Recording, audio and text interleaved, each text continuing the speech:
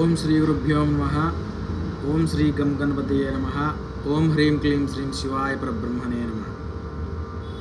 ఈ యొక్క జాతక చక్రంలో వచ్చేటటువంటి అత్యంత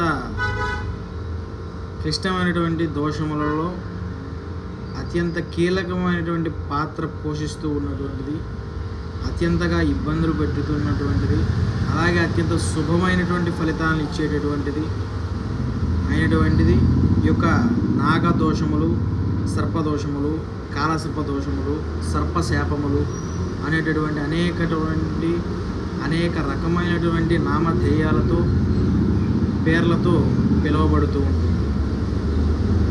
సర్పశాపం ఈ యొక్క నాగదోషాలు కానీ, సర్పదోషాలు కానీ, కాలసర్పదోషం కానీ, సర్పశాపాలు కానీ ఇవన్నీ కూడా తగిలినట్లయితే కనుక 7 తరముల వారిని ఇబ్బంది పెడుతూ ఉంటుందన్నమాట.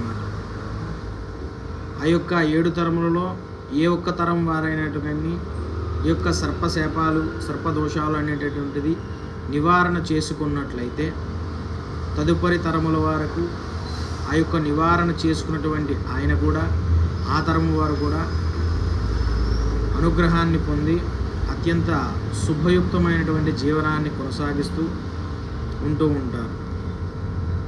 ఈ యొక్క 7 తరముల వారు చేసేటటువంటి అత్యంత క్లిష్టమైనటువంటి, అంటే 7 తరాల్లో ఎవరైనా కానీ యొక్క దోషాలని తెలిసి తెలియక చేసి ఉండవచ్చు.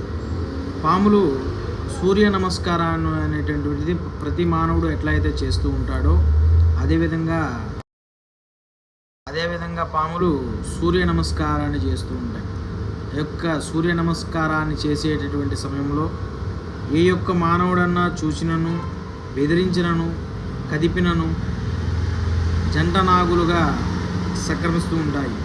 ఆ యొక్క జంట నాగులను ఇబ్బంది పెట్టిన, పాములు 2 కలిసి ఉన్నప్పుడు కదిపిన, ఈ యొక్క వివాహం అనేటటువంటిది ఆలస్యం జరుగుతూ ఉండడం, సంతాన సమస్యలు రావడం, అబార్షన్లు అవ్వడం, అదృష్టం అనేటటువంటిది కలవకుండా ఉండడం, మానసిక అశాంతి ఉండడం, జాతకంలో ఉండేటటువంటి అనేక సమస్యలకు ఈ యొక్క రాహుకేతువులుగా, కుజదోషులుగా పరిహింపబడుతూ ఉంటాయి.